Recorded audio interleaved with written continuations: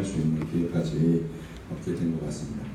먼저 이제 간단하게 예배의 이제 원리에 관해서 개혁교회가 어떤 원리를 가지고 있는지 간단하게 설명을 드리고 실질적인 예배로 들어가도록 하겠습니다. 개혁교회 이제 예배의 원리는 크게 이제 세 가지를 꼽을 수 있습니다. 첫 번째가 이제 규정적인 원리예요. 적정과 절도의 원리 이렇게 말합니다. 이제 루터 교회와 이제 칼빈주의 전통의 교회의 예배의 가장 결정적인 차이점은 이제 어떤 부분이냐면요. 루터는 성경이 금하지 않은 것은 자유롭게 해도 좋다 그런 입장입니다. 그에 반해서 이제 개혁교회와 장로교회, 칼빈의 전통에 있는 교회들은 성경이 명한 대로 예배해야 된다는 것이 근본적인 입장입니다. 그래서 규정적인 원리라는 것은 바로 성경이 그와 같은 원리들을 규정하고 있다는 것이죠. 실제로 이제 우리가 성경을 통해서 보게 될 때 출애굽기에 나오는 성막의 시경들을 우리가 이제 출애굽기 읽을 때 매우 당황하잖아요. 어떤 부분에서 당황을 하냐면 몇 규빗으로 어떻게 만들고 이런 얘기를 매우 길게 써놨어요. 레위기도 마찬가지죠. 성전에 나아갈 때 제사를 어떻게 드리고 어떤 식으로 양을 잡고 제사장은 복식을 어떻게 해야 되고 그걸 왜 하나님이 일일이 다 규정해 주셨는가 하는 것이죠. 그렇게 이제 실질적으로 성경이 그렇게 규정되어져 있고 그 원리가 사실은 이제 하늘에서의 예배의 모사, 이제 우리의 신학을 크게 이제 둘로 이제 설명을 해요. 그리스도께서 가지신 신학을 원형 신학이라고 얘기하고 우리가 가진 신학을 모형 신학이라고 얘기하죠. 그래서 이 모형을 통해서 원형이신 그리스도께로 가는 것이고 실제로 하늘의 그 예배를 우리에게 주신 것으로 이렇게 보아야 합니다. 실제로 모세도 하나님으로부터 받아서 그것을 다 기록했고 솔로몬이 예루살렘의 성전을 지을 때도 하나님께서 그에게 모든 식양과 이런 질서의 원리들을 다 보여주셨죠. 그래서 예배의 원리는 이렇게 규정적인 원리여야 하고 이 규정적인 원리를 또 보여주는 다른 예들이 있습니다. 예컨대 처음에 성전을 짓고 나서 성막을 짓고 나서 나답과 아비후가 아론의 아들이었던 나답과 아비후가 첫 이제 제사를 이렇게 드리다 보니까 번제단 불을 꺼뜨렸겠죠. 그래서 다음날 아침에 상번제로 이렇게 제사를 드리러 나온 사람들 제사를 드릴 수 없는 상황이 되니까 급하게 어떻게 했냐면 자기 집에 가서 움막에 가서 불을 당겨온 거예요. 당겨왔는데 그 제단에서 그렇게 제사를 드리다가 제단에서 불이 나와서 나답과 아비후를 삼켜버렸다는 거죠. 근데 이 사건 이후에 성경이 이제 뭘 기록하고 있냐면 아론에게 슬퍼하지 마라 이렇게 얘기를 해요. 그러니까 이 일이 하나님으로부터 온 일이라는 것을 보여주는 것이죠.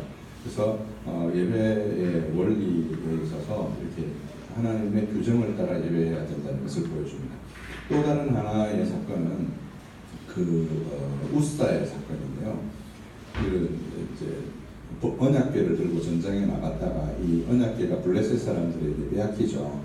빼앗겼던 그 언약궤가 블레셋 사람에게 여러 가지 질병을 일으켜서 그 언약궤가 이제 예루살렘으로 실로로 돌아오지 못하고 예루살렘으로 다윗성으로 오지 못하고 한동안 있던 것을 다윗이 가져오려고 할 때 우사가 이것을 수레에 실어서 가지고 옵니다. 수레에 실어서 가지고 오는데 이제 우리 레위기나 출애굽기를 읽어보면 고핫 자손들이 어깨에 매도록 되어 있죠. 어깨에 매도록 되어 있던 것들을 블레셋 사람들의 방식으로 수레에 실어서 오다가 이제 소가 뛰니까 이제 언약궤가 엎어지게 된 상황이 발생한 거잖아요. 그때 이제 우사가 엎어지면 안 되니까 어떻게 얼른 이렇게 잡았단 말이죠. 얼른 잡았는데 하나님께서 그와 충돌하셨어요. 그래서 그것을 이제 베레스 우사라고 하잖아요.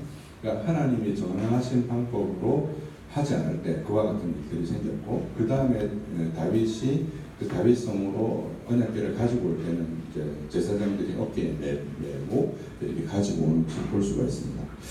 이처럼 이제 예배의 원리의 첫 번째를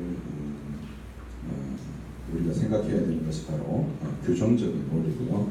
두 번째는 언약 구조의 원리입니다. 언약 구조의 원리라는 것은 어떤 의미냐면요. 그 밑에 이제 예배 순서 2를 보시면 좌편에 있는 것은 캐나다 개혁교회의 그 찬송집에 뒤편에 이제 예배 순서가 실려 있는 부분이고요. 오른편에 있는 것은 이제 안재경 목사님이 예배 교회의 얼굴이라는 책에서 제시한 것인데요. 규정적 원리와 웨스트민스터 신앙고백서에 근거하고 대륙의 예배 순서를 적극적으로 수용해서 만든 순서예요. 근데 이제 그 왼편 거를 보시면 그 C와 L이 C는 이제 회중편을 의미하는 것이고 L은 하나님 편을 의미하는 것이고요. 오른편에는 이제 화살표가 위로 향하는 게 있고 아래로 향하는 것이죠. 그래서 그러니까 예배라는 것이 언약의 두 당사자 하나님과 우리가 이제 언약을 맺었는데 언약의 두 당사자가 마치 언약을 맺는 것 같은 그런 구조의 원리가 계속해서 반영이 되어진다는 거예요. 실제로 이제 십계명에 관한 그 여러 연구들을 보면요. 우리가 이제 보통 통상적으로 10계명을 이렇게 알고 있습니다. 두 돌판이라고 하니까 1계명부터 4계명은 이쪽 돌판, 5계명부터 10계명은 이쪽 돌판. 보통 그런 그림들을 많이 보셨잖아요, 그죠? 근데 이제 학자들의 연구에 의하면 이게 같은 내용이 하나의 돌판에 다 쓰여진 것이 두 개일 거라고 보는 거죠. 왜 이렇게 보냐면 여러분 이제 우리가 오늘날도 그렇잖아요. 계약할 때 어떻게 합니까? 계약서를 두 사람이 같이 가시잖아요. 같은 문서를. 그러니까 그게 언약적 문서라는 게 십계명 자체가 언약적 문서여서 그런 언약의 두 당사자가 이제 서로 주고받는 원리여야 된다는 거죠. 하나님께서 우리에게 주시는 것이 있고 우리가 하나님께 드리는 것이 있고. 근데 이제 우리가 통상 예배에서 생각할 수 있는 게 하나님이 우리에게 주시는 것이라는데 하나님이 우리에게 말씀하시는 것, 축도하는 것. 그다음에 우리가 하나님께 드리는 것은 뭐 기도하는 것, 뭐 그다음에 헌금 드리는 것, 뭐 이런 것만 생각하잖아요. 근데 그렇게 뭐 이렇게 나이브하게 생각할 것이 아니라 예배의 각 순서들이 이와 같이 언약이 서로 맺어지는 원리에 따라서 두 당사자가 서로 관계 맺는 방식으로 주어져야 된다는 것이고요. 세 번째는 이제 잘 언급은 안 되는데요. 제가 여러 뭐 책들을 보고 했는데 삼위일체에 대한 성령은 잘 언급이 안 되는 것 같아요. 이제 어떤 분들은 이제 어제 뭐 장 목사님도 그런 얘기를 했지만 장로교회가 써야 될 찬송은 시편 찬송만 써야 된다. 이렇게 주장하시기도 하고 어떤 분들은 뭐 이런 저런 뭐 찬송을 쓸 수도 있다. 뭐 이렇게 주장하시기도 하는데요. 실제로 이제 우리가 빌립보서 2장 6절 이하를 보면 이게 빌립보서가 계속 산문이거든요. 산문이다가 7절부터 문문으로 되어 있어요. 그래서 많은 학자들이 이 빌립보서 2장 7절로부터 11절이 아마 초대교회에서 사용되어지던 찬송의 인용이었을 것이다 이렇게 봐요. 그리고 이제 우리 이제 소위 고대교회라고 하는 니케아 신경 이전의 교회의 여러 예배 예전에 보면 뭐가 굉장히 많이 나오냐면 삼위일체에 대한 성령, 삼위일체 하나님께 대한 성령에 관한 부분이 매우 많이 등장을 하는 것을 볼 수 있습니다. 근데 오늘날 이제 예배를 보시면 아시다시피 삼위일체가 언급되는 장면이 축도 외에 삼위일체가 언급되는 경우가 거의 없습니다. 이런 부분은 사실 좀 문제가 있지 않나 싶어요. 그래서 삼위일체가 기도에서도 반영이 돼야 되고 삼위일체가 설교에서도 반영이 돼야 되고 삼위일체가 찬송에서도 반영이 되어야 되는데 시편 찬송만을 쓰는 것이 저는 옳은가 사실 잘 모르겠어요. 아직 제 견해에서는 그렇습니다. 시편 찬송을 하는 교회에 가서 이제 예배를 이렇게 드려보면 시편으로 이제 하나님을 찬양하고 여호와라는 말, 그 하나님의 성호 자체가 삼위일체에 대한 성호이기 때문에 우리가 그렇게 받을 수는 있지만 대부분의 성도들이 그렇게 못 느끼는 거죠. 그래서 이 삼위일체 하나님에 대한 성령이 예배에 반드시 있어야 되고 기도회도 반드시 있어야 되고 교회에서 그것이 늘 지속적으로 강조되어져야 될 필요가 있다는 것입니다. 그래서 이제 고대교회 예배에 보면 이제 소영광송, 대영광송, 그래서 하나님의 영광을 찬송하는 것들이 계속 있어 왔고 그것들을 사용했던 것을 이제 우리가 볼 수 있습니다. 크게 이제 세 가지 정도의 원리를 들 수 있고요. 네 번째는 이제 통일성. 우리가 장로교회 어제도 이제 우리 이광 목사님 그런 얘기를 하셨지만 그 같은 예배 순서는 아니더라도 적어도 어떤 정서적인 동질감을 평안함을 느낄 수 있는 통일성 있는 예배 얘기해야 되는데 웨스트민스터 예배 모범은 이제 그 예배의 통일성을 위해서 예배 순서를 이렇게 해야 된다 하고 딱 규정해서 준 것이 아니라 이제 이런 5가지 4가지 요소가 있어서 이제 통일성을 갖는다 이렇게 봤는데요. 회집, 그다음에 성경 낭독, 설교적 기도, 설교 후 기도, 성례 이렇게 해서 5가지 요소를 통해서 이제 예배가 통일성을 가질 수 있다. 그래서 이 요소가 적재적소에 적절하게 배치되는 것이 매우 중요하다. 이제 이렇게 말씀드릴 수가 있겠습니다. 그래서 이 3가지 원리와 이 그 5가지 영역에서의 어떤 최소한의 장로교의 신학을 담는 예배의 통일성을 이제 우리가 생각할 수 있겠습니다. 그 밑에 보면 이제 예배의 실제 들어와서요. 개혁교회 예배의 순서 및 예정이라고 하는데 공예배의 순서를 말하는 것입니다. 먼저 캐나다 개혁교회 예배 순서를 표준으로 이렇게 찬송가 뒤에다 제시를 해둔 것인데요. 예배의 시작의 첫 번째가 이제 보툼. 보툼이라는 것이 이제 하나님을 하나님을 우리가 부르는 거죠. 그래서 이제 개혁교회에서 보통 그 시편을 이용하죠. 하나님께서 우리의 모든 도움이 천지를 주신 하나님께 있다라는 것을 통해서 하나님을 부르는 시편 124편 8절의 말씀으로 하나님을 부르고 그것에 대한 이제 응답, 하나님의 응답으로서 이제 고린도전서 1장 3절이나 계시록 1장 4절, 5절 같은 것들을 이렇게 사용을 합니다. 그리고 이제 개혁교회에서는 이게 첫 번째 모둠, 두 번째 모둠, 세 번째 모둠 끝에 보면 찬송이 있죠. 그래서 이 넘어가는 사이에 이제 찬송을 배치를 해서 찬송을 하도록 이제 이렇게 되어 있습니다. 그래서 이 개혁교회, 캐나다 개혁교회의 첫 번째 예배의 시작으로서 대중이 회집되어지고 하나님을 부르는 순서가 첫 번째 순서이고요. 그 다음에 이제 죄 고백이 등장을 합니다. 그래서 십계명 언약의 10가지 말씀을 읽고 그 다음에 죄를 고백하고 그다음에 사죄의 선언을 하고 그에 대한 감사의 찬송을 하는 요것과 관련해서 이제 뒤에 가면 이제 나올 텐데요. 뒤에 설명을 드리겠습니다. 어쨌든 요것의 이제 핵심은 하이델베르그 요리문답이었던 것 같아요.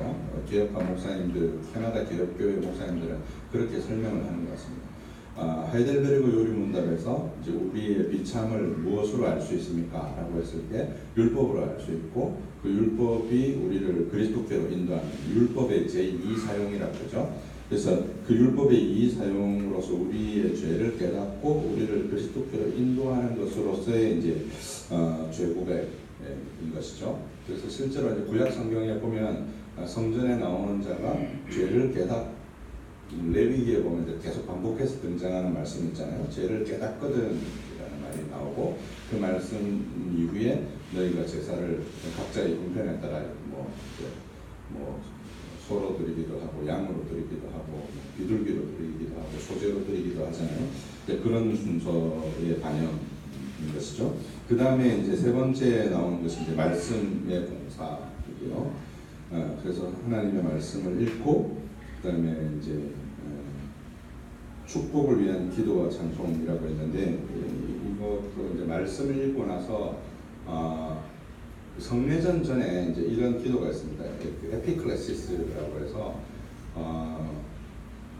그 말씀을 그러니까 성례를 통해서 우리에게 조명하여 주시도록 하나님의 말씀을 조명하여 주시도록 우리에게 이제 하나님의 조명을 청원하는 기도가 있어요. 그런 기도를 이제 설명한 것이라고 할 수 있는데요. 그 장로교회의 이제 하나님의 말씀에 대한 이제 중요한 설명 중에 한 가지가 뭐냐면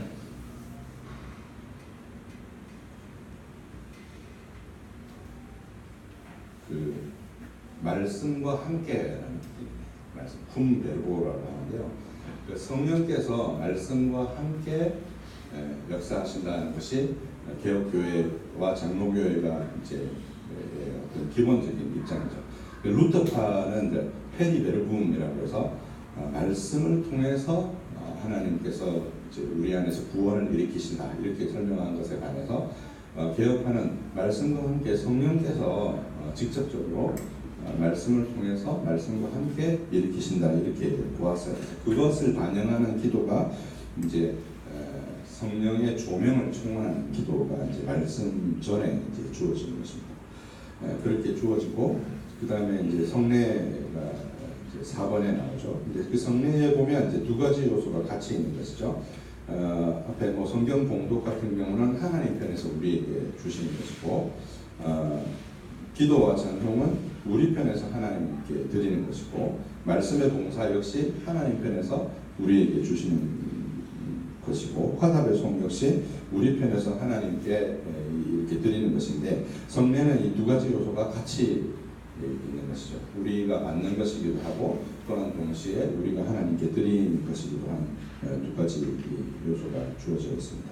그 다음에 이제 5번에 보시면 온 교회를 위한 포괄적인 기도라고 해서 교회 전체의 어떤 문제들, 나라를 위한 기도, 교회를 위한 기도, 목회자를 위한 기도, 교회 가난한 자들을 위한 기도, 성도들의 어떤 신앙생활을 위한 기도, 이제 이런 것들을 얘기하고요.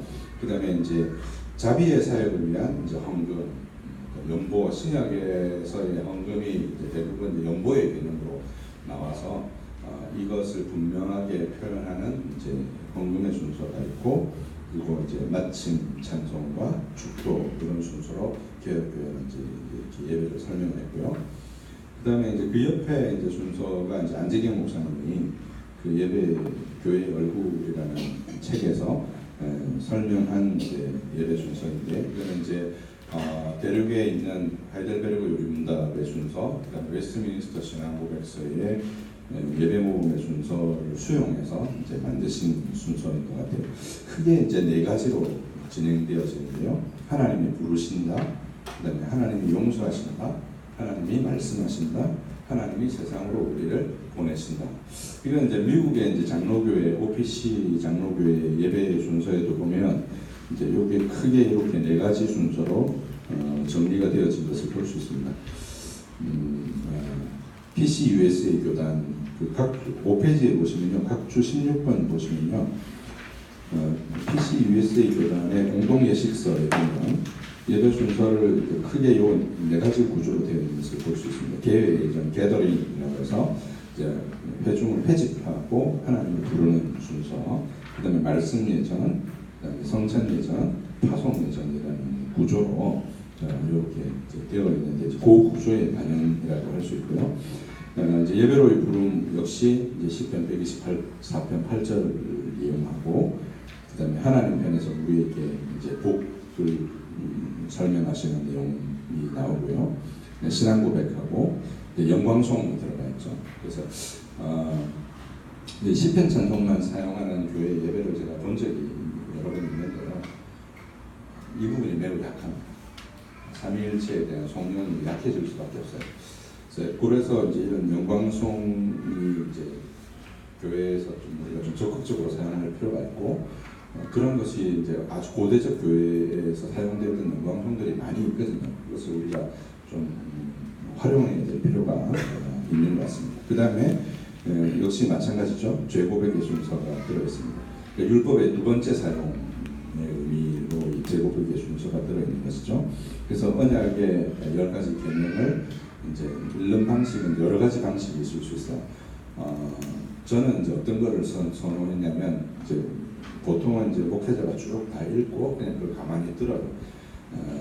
그런 거 하면 또 어떤 교회에 가보면 뭐 1계명은 목회자가 읽고 2계명은 회중이 읽고 뭐 이런 순서를 택하는 경우도 있고, 저는 어떤 거를 선호했냐면 이제 1계명을 읽고 회중이 거기에 반응하는 거죠. 어떻게 반응하냐면 주여 우리를 긍휼히 여기소서 이렇게 반응하는 형태의 순서를 선호했습니다. 그게 사실은 이 10계명 다음에 공적 회개가 나오는 순서하고 훨씬 더 잘 어울리고 매번 언약의 말씀에 성도가 반응한다는 점에서 훨씬 더 잘 어울린다고 보아서 이제 그렇게 했습니다. 그리고 목회자 편에서 하나님을 대신하여서 사죄의 선언을 하고 그에 대해서 감사 찬송을 드리고, 그다음에 이제 대표기도가 이제 순서가 단계적으로 올라와 있죠. 그 옆에 개혁교회 예배 순서에 보면 그 13번에 전체 큰 주제로는 4번에 5번에 온 교회를 위한 그 포괄적인 기도가 감사 찬송, 그 포괄적인 기도가 성례 다음에 와 있는데 이게 이제 그 말씀 예전 바로 앞으로 와 있는 것을 볼 수 있습니다. 그리고 한국 교회에서 통상적으로 예배 순서를 만들 때 그 대표 기도가 이제 그렇게 와 있죠. 그래서 그 목회자가 말씀을 전하기 전에 이제 와 있는 순서하고 맞아서 대체적으로 한국 교회의 어떤 그 통상적인 예배 순서하고 좀 잘 어울리는 면이 있습니다. 그리고 이제 하나님이 말씀하십니다라고 해서 성경 봉독이 있고, 그 봉독 다음에 그 조명을 위한 기도, 이제 에피클레시스가 이제 주어지고요. 그다음에 설교하고, 그 설교 말씀 다음에 우리가 하나님의 이 말씀에 이렇게 응답한다, 우리가 그와 같이 살기를 원한다라는 의미로 이제 응답송이 주어지고, 그 다음에 성찬과 세례는 여기 같이 묶여 있는 거죠. 그러니까 이제 그 보통 성찬과 세례를 성례라고 하지만 우리가 뭐라고 표현합니까? 보이는 말씀이라고 표현하잖아요. 그러니까 말씀 예전으로 크게 이제 묶어서 설명할 수가 있는 것이죠. 그래서 하나님의 말씀을 풀어서 설명하기도 하고, 그리고 그 풀어서 설명한 말씀으로 우리가 우리의 믿음이 강하여지기에 좀 부족한 면이 있죠. 그래서 이 말씀 예전 다음에 성례전을 통해서 우리의 믿음을 강화할 목적으로 이 성례전이 주어져 있는 것이거든요. 그래서 이제 보통 이제 한국 교회에서 이제 성찬식을 할 때 보통 이렇게 볼을 이렇게 덮어두시잖아요. 저는 사실 그걸 왜 덮는지 잘 모르겠어요. 그 외국에 또 그런 전통이 있는지 잘 모르겠고, 보이는 말씀이라고 했잖아요. 그죠? 그 보이는 말씀이면 사실은 어때야 됩니까? 보여야 되잖아요. 그죠? 그리고 성찬을 집례 뒤에 이제 그 제가 예전 예식문을 기록해 두었는데, 성찬을 집례할 때 성도들이 그걸 주목해서 봐야 돼요. 그걸 봐야 되는데 보통 한국 교회에서 성례전을 집전할 때 어떤 경향이 있습니까? 반주합니다. 반주하고 다 어떻게 하고 있어요? 눈 감고 이렇게 기도하고. 그건 보이는 말씀이 아니잖아요. 그죠? 그 집례하는 구체적인 이유를 목사가 설명해야 되고, 지금 진행되어지는 이 메타포들, 상징과 예식과 은유들과 이런 것들의 의미가 드러나야 되고, 그것을 보면서 우리가 그 의미를 생각하면서 그거를 우리가 실질적으로 우리의 몸으로 경험하면서 우리의 믿음이 증진되는 것이거든요. 그 말씀으로 들을 때 약하였던 그 믿음이 증진되어지는 요소로서의 성례란 말이죠. 그럼 이제 보이는 말씀이기 때문에 적극적으로 보여져야 되는 것이죠. 그래서 이제 좀 저는 그렇게 하는데요. 실제로 성찬을 할 때 빵을 이렇게 떼는 것과 잔에 포도주를 붓는 것, 그 분자는 개별적인 잔을 쓰시더라도 성찬식을 하실 때 그렇게 실질적으로 성도들에게 목회자가 보여줘야 될 필요가 있는 것이죠. 세례도 역시 마찬가지입니다. 그래서 그러한 순서로서 하나님이 우리에게 말씀하신다는 것으로 안재경 목사님 이렇게 묶어주시고요. 그 다음에 이제 보내는 순서로서 헌금과 성도의 교제, 마침 종료 역시 이제 그 송령으로서 마침 찬송을 이제 생각할 수 있고요. 그다음에 강복선언. 이건 뒤에 다시 좀 설명드리겠습니다. 한 페이지 넘겨보시고. 한 페이지 넘겨보시면 판도론의 그 언약적 관점에서 본 예배의 아름다움이라는 책에 27페이지로부터 28페이지에 예배 순서가 나고요. 오른쪽에는 이제 하트와 뮤디가 쓴 개혁주의 예배 신학이라는 책에 나와 있는 예배 순서입니다. 이제 왼편에 보시면 이제 역시 개회 회직하는 것이 첫 번째이고, 두 번째 죄의 공적 고백, 세 번째 말씀의 봉사, 성례의 심례를 나눠놨지만 말씀의 봉사를 이렇게 묶을 수가 있어요. 그 다음에 이제 기도의 순서가 들어가죠. 이 부분 이제 또 앞에 안지경 목사님하고 순서가 다르죠. 우리는 보통 기도의 순서를 언제 합니까? 말씀 전에 주어져 있는데 말씀 후에 이제 기도가 주어져 있습니다. 이 부분도 이제 우리가 생각해 볼 필요가 있는데, 이제 우리가 은혜의 수단, 칼빈이 기독교 강요를 쓸 때 사권이 교회론과 관련된 부분이고, 그 교회론과 관련된 부분이 은혜의 수단에 관한 것들이잖아요. 은혜의 수단이 뭐가 있습니까? 말씀과 성례와 기도잖아요. 그러니까 그 순서로 보면 지금 어떻게 되어져 있냐면요, 말씀과 성례와 기도의 순서로 되어 있는 것이죠. 어떤 면에서 이게 더 표준적일 수도 있어요. 그러니까 이건 이제 여러분이 채택하기 나름인데요. 그 순서로 지금 판도르는 예배 순서를 그렇게 둔 것입니다. 그렇게 둔 것이고, 그 다음에 이제 역시 자비의 사역, 특별히 판도르는 이 부분을 어떻게 강조해서 설명을 했냐면요. 보통 교회 헌금을 11조 이렇게 하고 우리가 뭐 감사 헌금하고 한국교회에서는 하나님 앞에 드리는 것에 대한 강조를 훨씬 더 많이 두잖아요. 근데 이제 이 판도르니 예배 순서에 있어서 헌금은 자비의 사역, 구제 사역에 훨씬 더 초점을 많이 두어서 설명합니다. 실제로 이제 신약에 나오는 그 연보에 관련된 설명들이 이것과 관련돼서 설명이 되어져 있어요. 고린도전서도 그렇게 설명이 되어 있고, 사도행전에서도 곳곳에 그렇게 설명이 되어 있고, 바울이 썼던 여러 서신들에서도 그렇게 설명이 되어져 있습니다.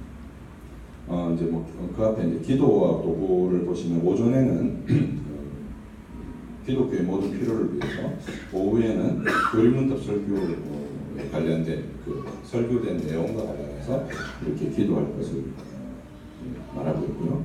그 다음에 폐회 순서로 역시 마침 찬송과 강복선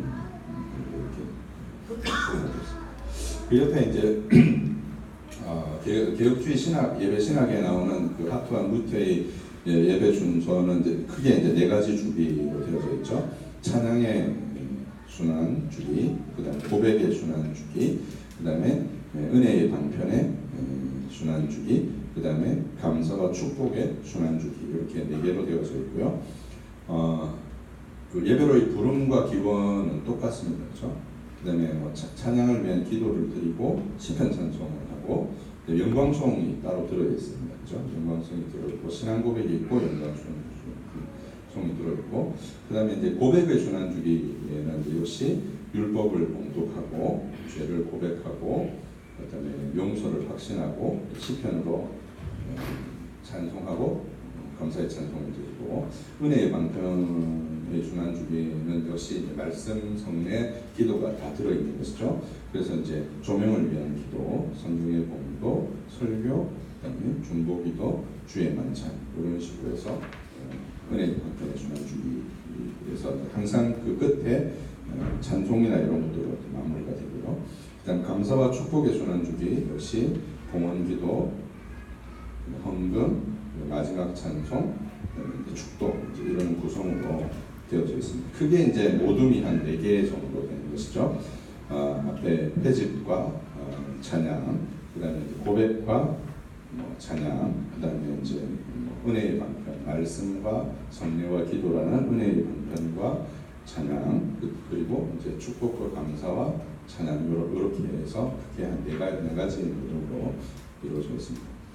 그 다음 페이지에 들어가면 이제 한국에서 실질적으로 사용하고 있는 여러 이제 교회들의 예배 순서를 기록해 두었는데요. 송영찬 목사님이 실제로 도돌이 모임에서 쓰시는 예배의 순서입니다. 그래서 맨 앞에 보시면 이제 모임 찬송이 있고 인사와 강고, 묵상 기도, 그다음에 예배의 시작. 여기까지는 이제 예배 전 순서죠.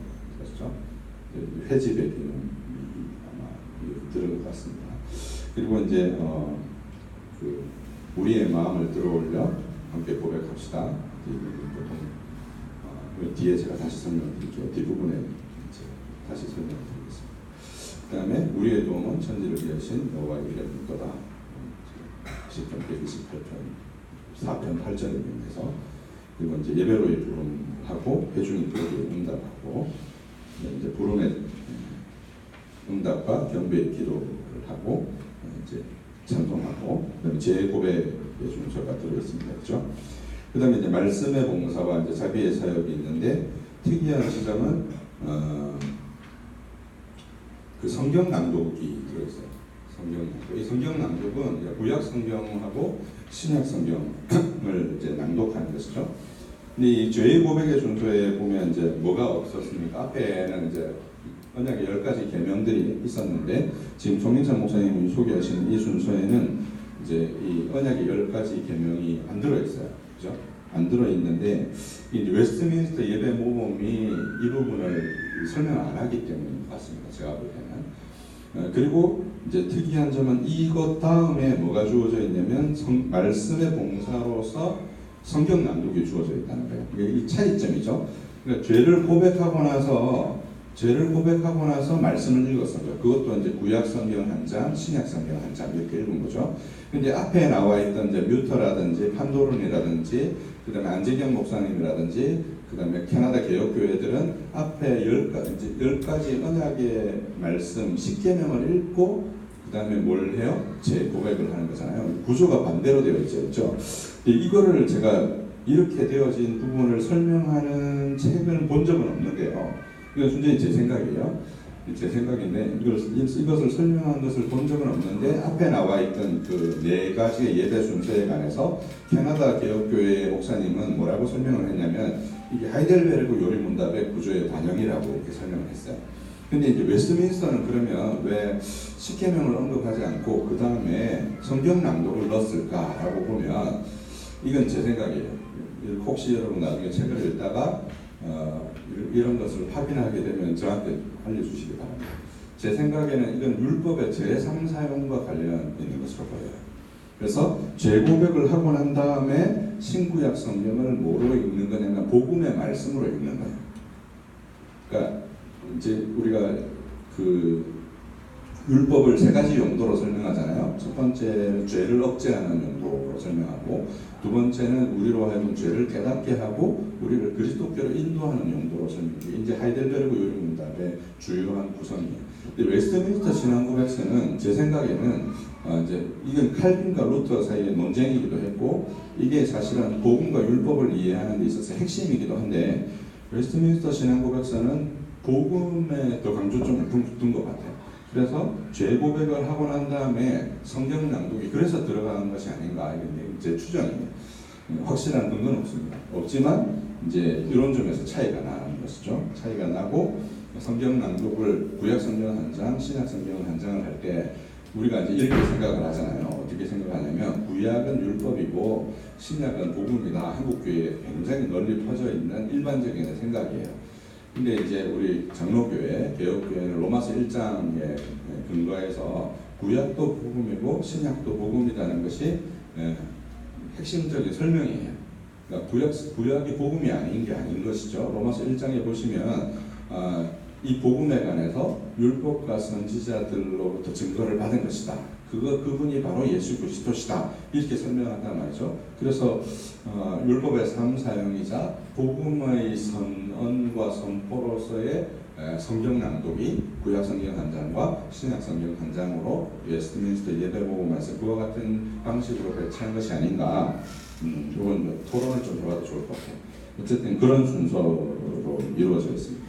그 다음에 역시 마찬가지로 이제 지금 우리 송 목사님은 말씀의 봉사와 자비의 사역을 이제 하나의 모둠으로 묶어두신 것이죠. 묶어두고 그래서 이제 여기 연보의 순서가 들었고 공중 설교 후에 기도가 들었고 마지막에 응답 찬송과 성령 순서로 이렇게 진행되어 있습니다. 그 다음 페이지에 보시면 이제 제가 제안하는 그 장로교 예배 순서입니다. 이제 그 오른편 상단에 보면 이제 표시가 나오죠. 화살표가 아래로 되어 있는 것은 삼위 하나님 편이고요. 위로 되어 있는 것은 배종편인데요. 이 지금 여기 나오는 보시면 그 안재경 목사님의 구조를 따랐어요.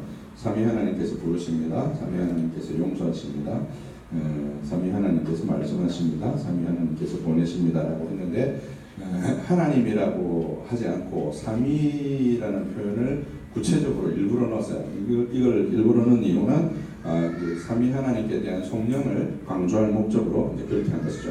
근데 그 앞에 순서에 이제 성전에 올라가는 노래와 인사와 광고와 묵상 기도를 둔 이유는 뭐냐면요. 이제 예배의 시작은 삼위 하나님께서 부르십니다부터 공예배로 보시면 돼요. 이 앞에 왜 이런 순서를 두었느냐? 그 각주 부분에 보면 그 시편 120편에서 134편까지가 그 성전에 올라가는 노래거든요. 그 성전에 올라가는 노래로서 하나님의 성전을 향해서 올라갈 때 부르는 노래란 말이죠. 이제 오늘날 이제 교회에 보면 시편 찬송을 부르는 이제 여러 교회들을 보지만 시편 찬송이 우리 정서하고 좀 잘 안 맞는 면이 있습니다. 그러니까 찬송을 부르면서 우리의 마음이 좀 뜨거워지고 이래야 되는데 좀 그렇지 못한 것이죠. 물론 이제 우리가 지식을 따라서 하나님 묵상하다 보면 이런 찬송도 그럴 수 있지만 그게 이제 상당히 어려운 것이죠. 그 다음에 특히 이제 제네바 시편 찬송 같은 경우는 그게 이제 그레고리안 챈트에서 이게 선법이라는 것으로 되어 있어요. 그러니까 뭐 핸델과 바하 이전의 음악이어서 핸델과 바하 이전의 음악이다 보니까 박자 개념이 없죠. 마디가 없습니다. 마디가 없고 박자가 없으니까 이 박자라는 게 일종의 운율이거든요. 이게 일정하게 있어야 좀 더 질서가 있어 보이는데 이 선법의 찬송들은 어떤 특징이 있냐면 좀 몽환적입니다. 그리고 되게 신비적이에요. 그래서 제네바 시편 찬송을 여러분 불러보시는 분들은 아시지만 부르면 되게 힘듭니다. 지치고.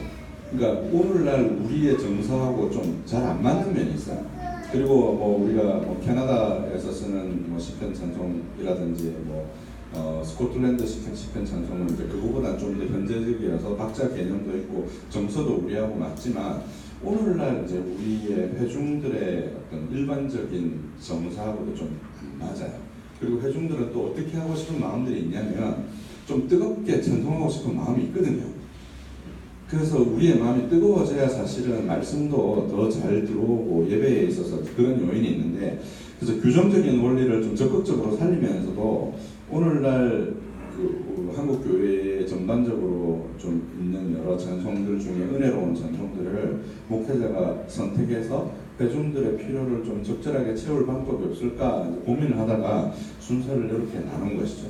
그래서 성전에 올라가는 노래라는 명목으로 이제 여러 찬송들을 좀 한 10분에서 15분 정도 우리가 보통 예배 전에 그 찬송하잖아요. 예배 전 찬송이라고 해서 그냥 찬송가 앞에 나와서 뭐 전도사님이 한 두세 장 인도하고 목사님 나와서 종 한번 치고 예배 시작하는데 그렇게 하지 않고 좀 더 모던한 순서로 이 찬송을 잘 기획하는 거죠. 그날의 말씀에 맞는 그날의 말씀의 주제에 맞는 시편 찬송이나 우리가 가지고 있는 통일 찬송가는 그 실제로 응답의 찬송을 뽑기가 매우 어렵습니다.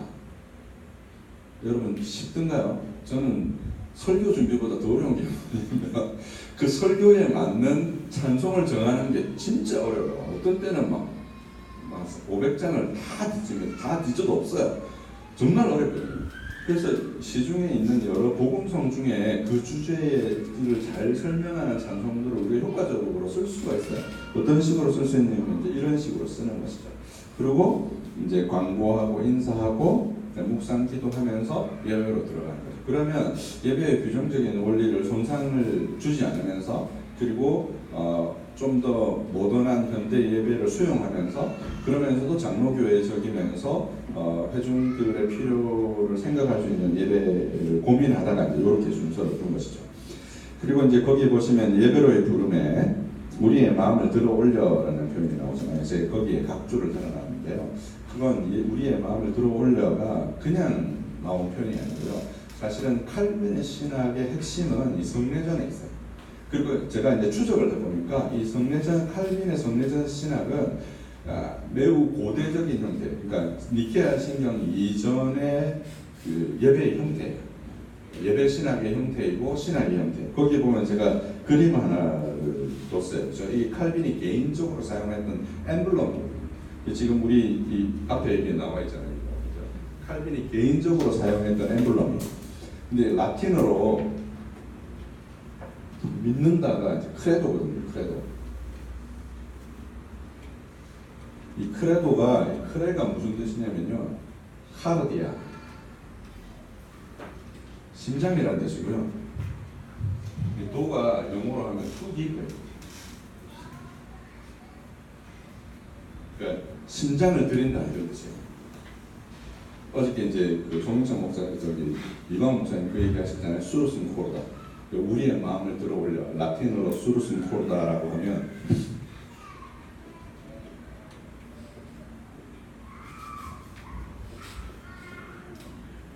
이 코르가 여기서 온 거거든요. 같은 거예요. 그래서 이게 영어로 하면 lift up your heart.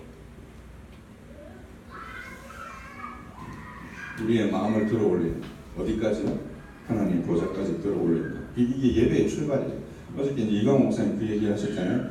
우리가 지금 이렇게 지역 교회라서 이 시간 예배를 드리지만 이 예배가 공예배라는 것이 퍼블릭한 예배가 아니라 함께 드리는 공동의 예배다라고 말씀드렸잖아요. 그 모든 보편 교회들이 우리의 마음을 어디로 들어 올려요? 믿음을 통해서 하늘로 들어 올리는 거예요. 하늘로 들어 올려서 천상에서 하나님과 함께 예배하는 것이죠. 모든 성도들이, 천만 성도들이. 그 개념이 이제 이 개혁주의 예배에 담겨 있는 것이죠. 그래서 목사가 이렇게 부르는 거예요. 우리의 마음을 들어 올려 함께 고백합시다라고 부르는 것은 무엇으로 초청하는 거예요? 우리가 믿음을 사용하여서 지금 하늘의 예배에 참여합시다라고 부르는 거하고 똑같은 것이죠. 그런 개념이 담겨 있는 거예요. 그냥 우리의 마음을 들어 올리라는 표현이 그냥 하는 표현이 아니고 그런 의미가 담겨 있는 것입니다. 그래서 이제 각주 10번에 보시면 칼빈이 이제 그 1560년에 프랑스어판 제4권 17장 36절에 보면 수루슨 코르다라는 개념이 나와요. 칼빈이 성례전 양식을 위해서 사용했던 표현인데 성찬을 여는 기도, 아나포라라고 하는데요. 이 아나포라라는 그 성찬을 여는 기도의 개념이 어떤 거냐면 우리의 마음을 들어 올리는 거예요. 여러분, 우리 그 개혁교회의 성찬론이 어떤 거예요? 영적 문제잖아요. 영적 문제. 그 루터파는 뭐라고 얘기해요? 공제라고. 공제. 우리가 성찬을 받을 때 그 성찬 떡을 받을 때 그 자리에 무엇도 함께 한다고요? 그리스도께서 함께 하신다라고 해서 공제라는 개념이에요. 그리고 이제 쯔빙글리는 기념이라는 개념을 쓰죠. 그래서 우리는 그게 뭐냐?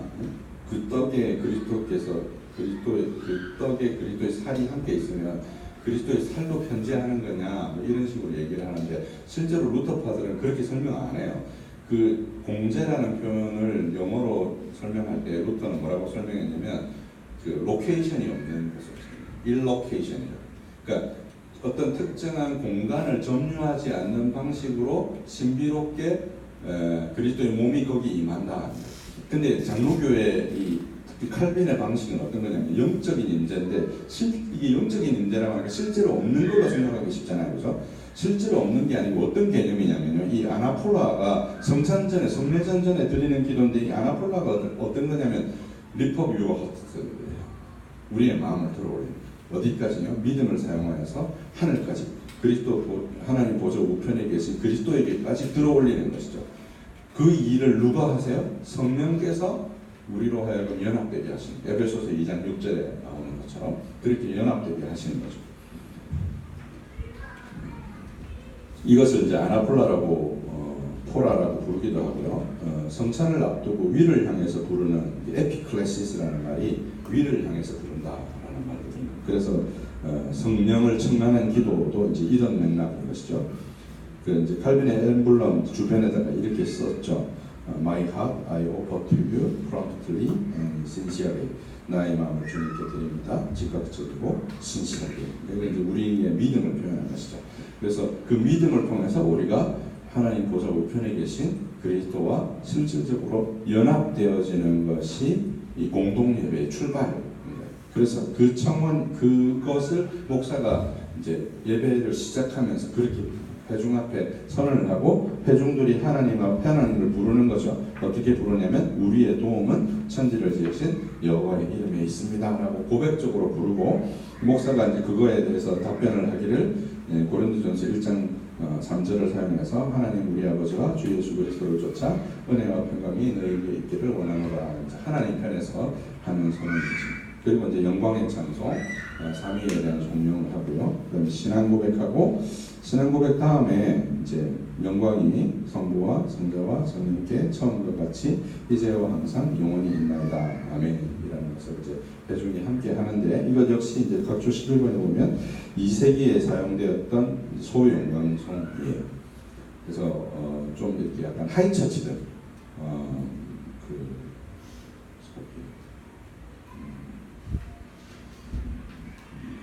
성공회 교회, 그다음에 루터 교회. 여러분 루터 교회 가서 예배 한번 드려보셨어요? 루터 교회 예배 예전에 되게 많습니다. 그 목사가요 예배 전에 뒤에서 걸어서 들어올 때 옆에 그 저기 가톨릭 교회 보면 조그만 아이들이 있죠. 걸어서 들어올 때 이렇게 막 흔들면서 뭐 복사라고 하나요? 그래서 뭐 연기 같은 거 이렇게 막 흔들면서 들어와요. 들어올 때 부르는 찬송이 또 있어요. 그렇게 들어오는 목사가 뒤에서 들어오는 것으로부터 예배를 시작을 하는데요. 그렇게 뒤에서 들어오는 것은 그 루터 교회에서 어떤 의미가 있냐면요. 회중 가운데서 목회자가 부름받았다는 의미잖아요. 그러니까 그런 것들이 반영이 되어져 있는 거죠. 그러니까 그런 이제 질서가 이제 반영되어져 있는 거예요. 여기 이제 우리가 하나님을 향해서 그렇게 부르는 것도 이제 그런 질서가 반영되어 있고 삼위의 하나님께 대한 송영도 이제 그렇게 들어가야 되는 거죠. 그다음에 이제 제고백에 이제 10가지 언약을 얘기하고 이제 각 매 계명 끝에 주여 우리를 불쌍히 여기소서 이렇게 얘기를 하고요. 참회의 묵상은 이제 묵상 기도를 하고 온 회중이 함께 기도하는데 거기에 나와 있는 그 13번에 각주 13번에 나와 있는 요 참회 묵상은 부서의 기도문이 부서가 사제의 선언을 할 때 사용하는 기도문인데 제가 좀 우리말 맞게 좀 윤문을 하고 좀 제가 좀 첨가하고 싶은 것을 좀 첨가를 했습니다. 그리고 이제 참회의 기도, 사제의 선언, 감사 찬송 해서 이제 하나님이 우리를 용서하시는 제고백에 관한 것이 들어가고요. 그다음에 이제 말씀의 사역으로서 성경 낭독이 들어갔는데 이제 이렇게 한 이유는 이제 2용도와 3용도를 다 반영하려고 했습니다. 장점은 다 모은 거죠. 웨스트민스터 예배 모범의 장점하고 하이델베르그 요리문답을 따랐던 이제 개혁교회 전통의 장점을 두 가지를 다 모은 거예요. 그래서 성경 낭독을 하고 에피클레시스로서의 조명을 위한 기도를 하고 성경 공독하고 설교하고 응답의 찬송, 그다음에 평화의 인사라는 게 있는데요. 이 평화의 인사라는 것은 이제 뒤에 이제 성찬 예식문에 나오는데 성찬 끝나고 나서 성도들끼리 서로 다 이제 악수를 하면서 하는 인사의 예식이 그 장로교회 예식 가운데 있어 왔습니다. 그거를 이제 매 성찬이 없는 주일에도 할 수 있도록 이제 평화의 인사를 넣어두었고요. 그 이제 17번에 보면 그리스도를 통하여 그리스도와 함께 그리스도 안에서 성령으로 하나 되어서 전능하신 성부께 모든 영광은 성부께서 모든 영광을 영원히 받으소서라는 이것도 이제 대영광송의 한 부분이에요. 그래서 찬송은 없지만 적어도 우리 공동체가 이렇게 하나님께 삼위 하나님께 이제 예배를 드리는 것에 대한 영광을 드리는 것을 이제 분명하게 좀 표현한 것이고요. 그다음에 이제 주님의 평화를 빕니다. 이제 서로 인사하고요. 이제 마지막에 이제 자비의 사역과 마침 성송, 그다음에 강복선언 이런 순서로 순서를 편성했습니다. 이제 그 다음 페이지에 보면 예배 순서의 의미가 나오는데요. 이제 우리가 다 다룰 수가 없어서 그 중에서 이제 몇 가지만 다뤘습니다. 3가지 정도를 다뤘는데, 첫 번째가 이제 하나님을 부르는 보툼이죠. 보통은 이제 보통 2가지 의미로 사용합니다. 우리가 하나님을 부름이라는 의미로도 사용을 하지만 하나님께서 우리를 부르신 그런 의미로도 이제 사용할 수 있는 것이죠. 그래서 첫째는 하나님을 부름이고, 둘째는 축복의 인사고, 셋째는 이제 시편 찬송인데, 이것을 우리는 보툼이라고 부르고요. 여기 나와 있는 이 내용은 그 각주 18번에 보시면 그 브래든 호프라는 그 목사님이 캐나다 개혁회의 잡지인 클라리온의 10차례에 걸쳐서 기고한 기고문입니다. 그 기고문 중에 이제 보tum을 설명하는 내용 중에서 제가 따온 거예요. 이거는 제가 우리 개혁파 목사와 개혁주의 성경연구에 그거만 따로 모아가지고 PDF로 올려두었습니다. 참고하시려면 여기 내려보시면 지금 여기에 우리 그 장로교회 예배 순서의 각 순서를 다 설명해 두었어요. 물론 영어긴 해서 좀 그렇긴 한데 번역본도 제가 올려놓겠습니다. 하여튼 그걸 좀 참고해서 보시면 되겠습니다. 그래서 여기 보시면 이제 이렇게 표현했어요. 이 말은 라틴어에서부터 가져온 것인데, 이 말은 절하다 혹은 신앙을 고백하다는 의미이고, 라틴어의 원형은 우리 예배의 이 요소를 종교개혁보다 훨씬 더 거슬러 올라간다는 사실을 보여주는 것입니다. 그러니까 이 개혁교회가 이 예배 순서를 결정하기 훨씬 이전부터 고대 교회로부터 내려온 순서라는 거예요. 어떤 순서가 보툼이라는 순서가 우리의 도움은 천지를 지으신 여호와의 이름이 있도다라고 말하는 그 순서 자체가 훨씬 더 오래된 순서를 가지고 왔다는 것을 이제 의미하는 것이죠. 더 좋은 방법은 회중들 스스로가 그 말씀을 낭송하게 하는 것입니다. 그래서 물론 서두가 필요합니다. 회중들이요, 우리의 도움은 어디로부터입니까? 또는 우리 함께 고백합시다. 우리의 마음을 들어올려 함께 고백합시다. 이런 순서가 적당하다는 것입니다. 19번은 그 밑에 나오죠. 각주에 보면 70 나오는 데덴스의 그 논문 좀 참고하시면 될 것 같고요. 율법의 낭독인데 그 하이델베르그 요리문답 제2주일 하나님의 법으로부터 우리의 죄와 비참을 알게 된다는 것을 염두에 두고 그것을 앞에 두면 제2용도가 됩니다. 언약의 10가지 계명을 앞에 두고 재고백을 하면 제2용도가 되는 것이고요. 뒤에 두면 3용도가 되는 것이죠. 그래서 웨스트민스터 신앙고백서 예배모범의 성경 낭독, 이게 10가지 언약의 계명이 빠지고 재고백 다음에 성경 낭독이 구약과 신약이 들어간 건 이런 구조의 반영이고, 사실 제가 이렇게 신학적으로 유추하게 된 것은 이제 이 책 때문에 이렇게 신학적으로 유추하게 된 것입니다. 그리고 재고백에 관한 공적 고백 기도문이 있고, 이걸 같이 천천히 읽으면서 물론 이제 묵상으로 개인적인 죄를 고백하고요. 그러면서 천천히 이제 고백 기도문을 따라서 고백하는데, 믿음이 무지한 자들에게 교리 교육을 더 잘 시키고 충분히 회개하지 못한 이들에게 자신의 죄를 확실히 인식하도록 도와주는 유익한 방법입니다. 그러니까 개인적으로 기도하라고 하면 못하는 분들이 있잖아요. 그러니까 그걸 잘 못하는 분들을 위해서 개인적으로 묵상해서 자기의 죄를 고백하는 시간만을 가지는 것으로는 불충분하고, 우리가 믿는 바 교리를 잘 반영한 기도문을 둠으로 그런 분들이 자기가 믿는 바를 더 확실하게 예배를 통해서 이해할 수 있도록, 그래서 이렇게 이제 기도문을 사용한다는 내용을 이제 담은 것입니다. 그 다음에 사제에서는 목사의 말이 아닌 기록된 말씀을 사용해서, 여러 말씀을 사용해서 할 수 있습니다. 그 다음에 이제 축도인데요. 요게 이제 한국교회에서 가장 이제 많이 오해되는 부분 중에 한 가지를 할 수 있습니다. 축도는 베네딕션이라고 하는데요.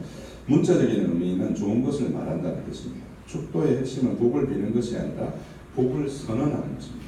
우리가 빌축자를 쓰니까 복을 비는 것이어서 이제 한동안 그 논쟁이 있었죠. 축원하옵나이다가 맞느냐, 있을지어다가 맞느냐 뭐 이런 논쟁이 있었는데 있을지어다가 맞다고 보는 거죠. 제 입장에서는 그렇게 설명하는 것입니다. 왜 그러냐면 개혁주의 신학에서는 축도를 말씀에 대한 최종적인 봉사로 이해했습니다. 그러니까 축도라는 게 설교되어진 말씀 혹은 성례로 말미암아서 보여진 그 말씀에 대한 최종적인 선언으로서의 복의 선언인 것이죠. 이게 이제 언약적 개념이에요. 그러니까 우리가 신명기 28장에 보면 그 언약에서 축복과 저주를 말하잖아요. 그래서 그 복이 선포되어지고 그 복을 받고자 하는 믿음의 백성들이 그것을 받게 되어지 믿음으로 그것을 수납하면 그것이 그 백성들의 것이 된다는 것에 대한 최종적인 선언이 뭐냐면 축도라는 것이죠.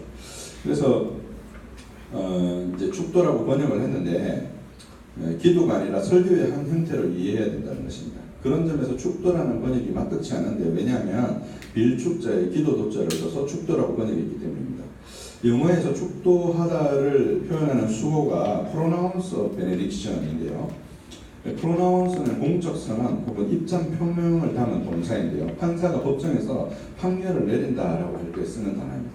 그러니까 benediction은 하나님의 은혜, 돌봄, 복을 의미하는 blessing과 유사한 개념이고 국어사전의 축복을 찾아보면 두 번째 뜻에 하나님이 복을 내림이라고 해두었습니다. 사전적인 정의는 매우 명확한 편이지만 이제 한국교회에서 축도를 이렇게 뭔가 복을 비는 시간으로 그리고 그 복을 비는 것을 통해 우리가 복을 받는 것으로 오해하는 면이 있는 것이죠. 그리고 익숙하게 쓰는 영어 표현 God bless you를 생각해 보면 복을 빈다는 개념으로 이해해서는 안 되고 하나님이 복을 내린다는 개념으로 이해할 수밖에 없는 것이죠. 그런 점에서 축도는 강복 선언이라고 번역하거나 이해하는 것이 마땅합니다. 올바른 축도는 성경에 있는 말씀을 그대로 가지고 오는 것이 가장 좋고 고린도후서 13장 마지막 절이나 민수기 6장이 대표적이지만 다른 것도 사용할 수 있습니다. 축도의 핵심은 삼위 하나님께서 우리와 함께 하심에 대한 최종적인 선포이고요. 이 예에 우리가 필요한 복이 무엇이 있겠습니까? 설교 말씀으로 선포되어진 복음에 대한 하나님께서 복을 언약적으로 선포하는 것이 축도입니다. 마지막으로 축도 시간은 설교자가 우리에게 향하신 하나님의 복을 선언하는 시간입니다. 그러니 우리 모두 다 눈을 크게 뜨고 목사의 손을 바라봐야 되는 거죠. 축도 시간에 목사님이 이렇게 손을 들잖아요. 그죠? 다 눈 감고 뭐하러 손을 듭니까? 손 들 필요 없이 그냥 하시면 되죠. 손을 드는 것은 뭐 하는 거죠? 보라고. 그죠? 그러니까 그 보는 행위 자체가 사실은 신앙인 것이죠. 우리 한국 교회도 잘못된 것 중에 한 가지가 신앙 고백할 때. 신앙 고백은 기도입니까? 신앙 고백입니까? 신앙 고백이잖아요. 그죠? 기도가 아니잖아요. 근데 왜 신앙 고백할 때 다 눈을 감죠? 눈 뜨고 하셔야 돼요. 그러니까 왜냐하면 그건 하나님 앞에 우리가 하나님을 믿는 것에 대한 언약적 선언이잖아요. 우리가 이제 결혼 예식 한번 생각해 보시면 신랑과 신부가 서로 혼인 서약을 할 때 그걸 두 사람만 좋으라고 하는 겁니까? 온 회중 앞에 우리가 이렇게 언약으로 맺어졌음을 선포하는 것이잖아요. 그죠? 그래서 하나님과 우리 사이의 개인적인 일이 아니라 온 공동체 안에서의 일인 것이죠. 그러니까 축도도 그런 의미를 담고 있습니다. 그래서 이것은 신앙 고백과 마찬가지인데 한국 교회에서 기도처럼 된 지가 꽤 오래되었습니다. 혼인 선약을 할 때 눈 감고 하지 않죠. 그 맨 밑에 보면 이제 각주 21번에 다운표 해두었는데요. 하나님을 부르고 축복의 선언이 진행되는 동안 회중은 눈을 감아서는 안 된다. 고백은 눈을 뜨고 말해야 한다. 우리는 목사의 들려진 손을 보면서 자신의 손을 들어 교회의 기둥들이든 사도들이 축복하시면서 승천하신 우리의 주님이시요 구주이신 예수님을 기억해야 된다. 판도론의 언약적 관점에서 본 예배의 아름다움 35페이지에 나오는 얘기입니다. 제가 개인적으로 하는 얘기가 아니라 실제로 예배 학자들과 개혁신학을 추구하시는 분들이 이와 같이 설명했습니다. 그런데 그 다음 페이지 7페이지를 보면 웨스트민스터 문서를 따른 성탄 승천 예전인데요.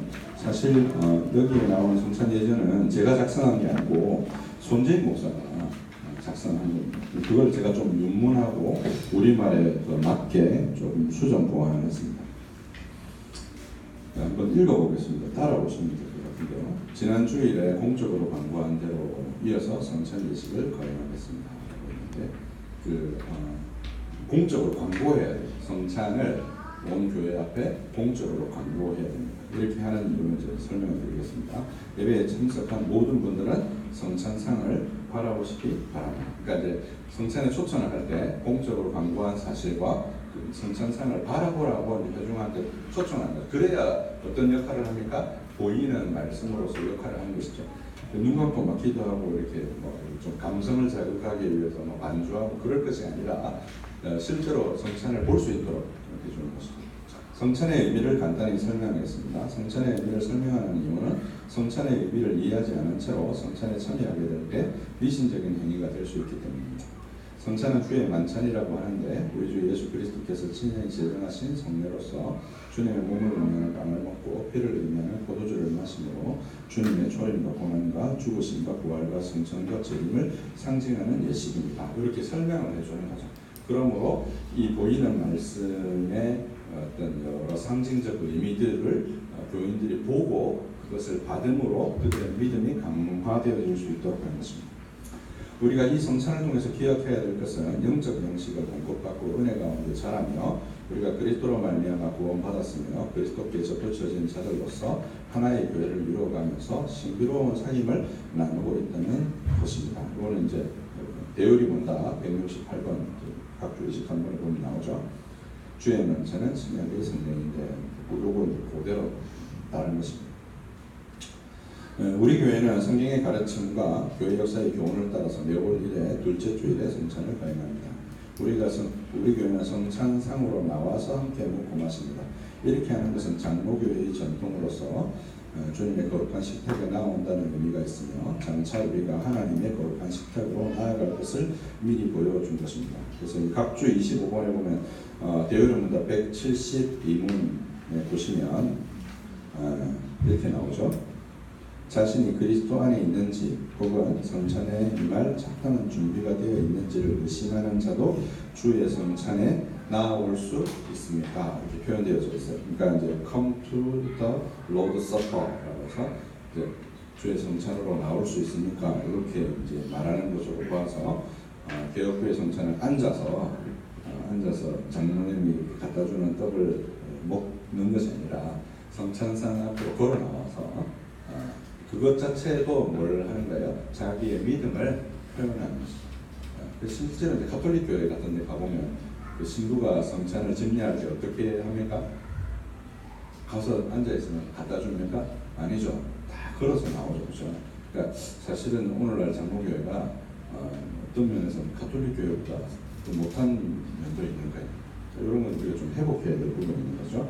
그러니까 믿음의 구체적인 행위, 믿음의 행위라고 말할 수 없지만 믿음의 어떤 구체적인 표현으로서 신앙 고백이 꼭 입술로만 되어지는 것이 아니라 우리의 어떤 구체적인 몸짓과 표현으로도 이제 이렇게 나타날 수 있는 것이죠.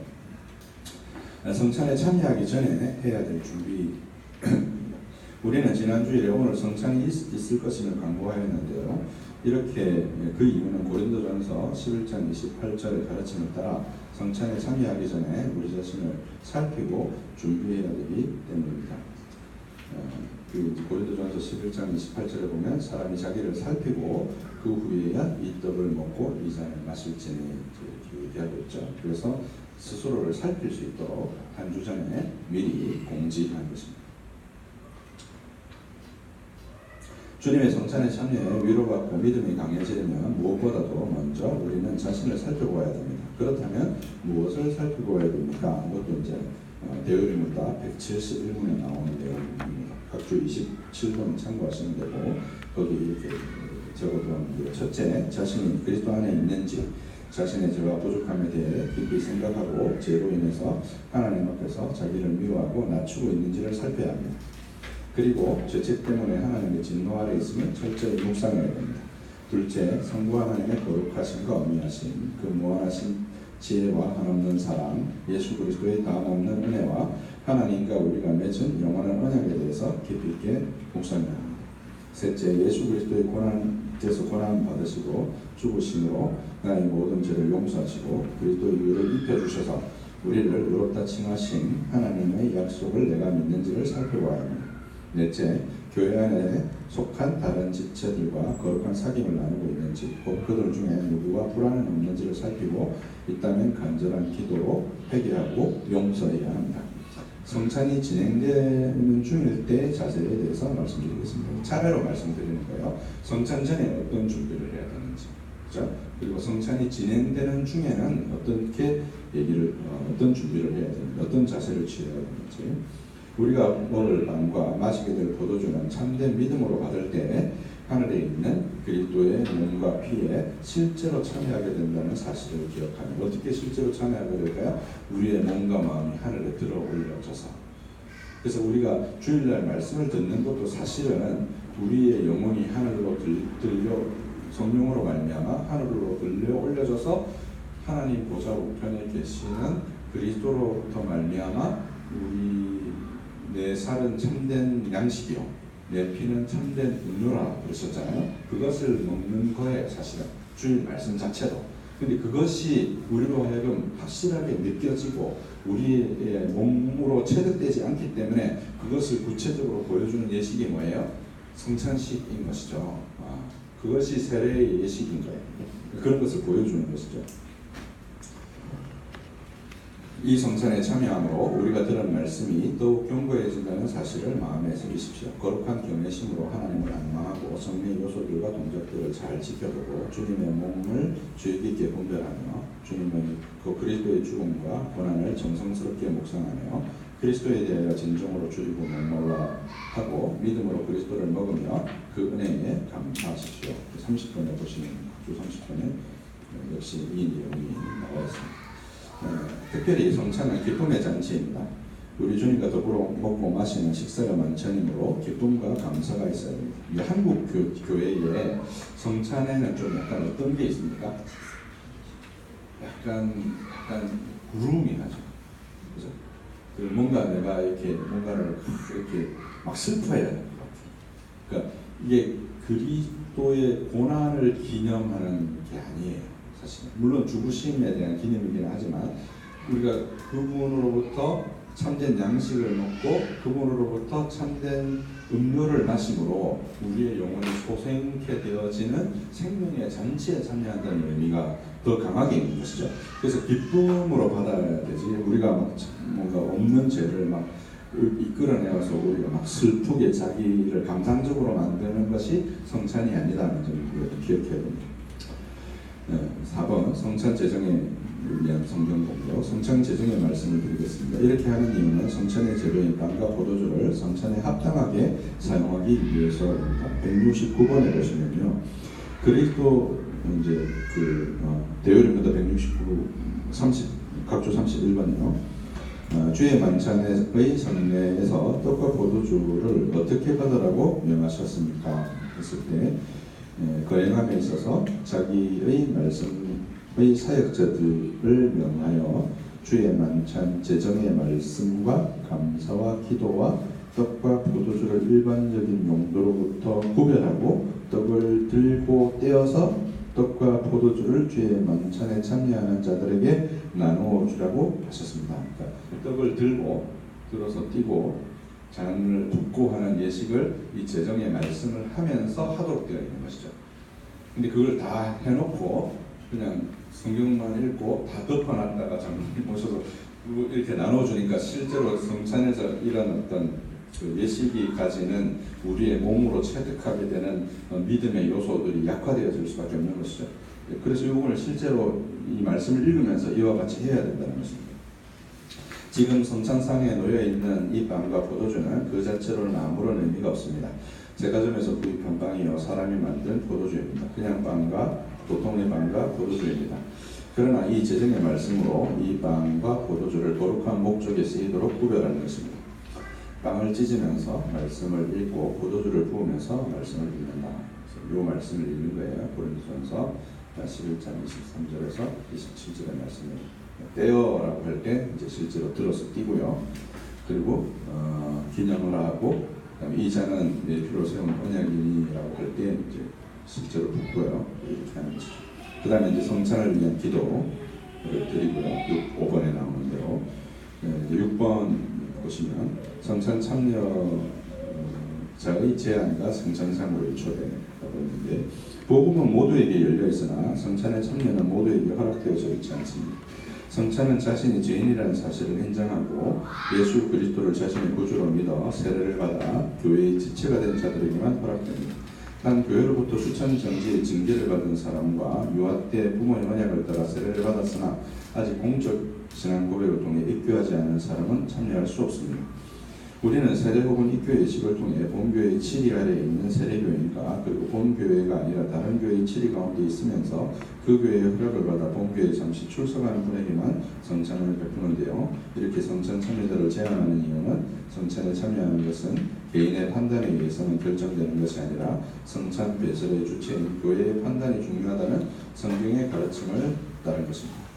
그러니까 이제 우리가 성례를 할 때 여러분, 그 세례를 받을 때 개인이 세례를 받고 싶다는 의지만 중요한 게 아니잖아요. 그죠? 그 세례를 베풀려면 무엇이 있어야 됩니까? 그의 신앙이 우리가 믿는 신앙과 같은지에 대한 교회의 판단이 있어야 되는 거죠. 성찬도 마찬가지라는 것입니다. 어저께 이제 이광호 목사님이 설명하신 것하고 똑같은 개념이에요. 그래서 그 각주 32번에 보시면 137문에 보면 신앙을 고백하고 성찬에 나오는 자는 사람에게 성찬을 못 받게 할 수 있습니까? 라고 했는데, 비록 신앙을 고백하고 성찬에 나오고자 하는 소원을 가지더라도 무지하거나 수치스러운 일이 드러나면 그들이 가르침을 받아 변화가 나타나기까지는 그리스도께서 자기 교회에 맡기신 권세로 성찬을 못 받게 할 수도 있고, 또한 못 받게 해야 하는 것이 교회의 판단인 것이죠. 그래서 여러분, 교회의 번증의 주요한 내용 중에 한 가지가 무엇입니까? 수찬정지. 그래서 있는 것이죠. 그러니까 성찬을 내가 받고 싶다고 하면 그냥 다 받는 것이 아니라 교회가 판단해야 됩니다. 교회가 판단해야 되기 때문에 한 주 전에 광고해야 되고, 그래서 이제 어저께 이광 목사님이 얘기하신 대로 교인이 이렇게 왔을 때, 방문 교인이나 손님 교인이 왔을 때 간단하게 인터뷰를 통해서 그거를 인터뷰할 수도 있고, 아니면 이제 이렇게 간단하게 설문지 같은 걸로 만들 수도 있어요. 그래서 적어도 어떤 기본적인 신앙의 내용에 대해서 확인해야 되고, 교인 중에서 혹시 누가 만약에 죄가 드러나면 어떻게 합니까? 수찬 정지, 공적인 절차를 따라서 수찬 정지를 한다는 말은 무슨 뜻이에요? 그것을 누가 판단한다는 것입니까? 개인의 판단에게만 맡기는 것이 아니라 어떻게 해요?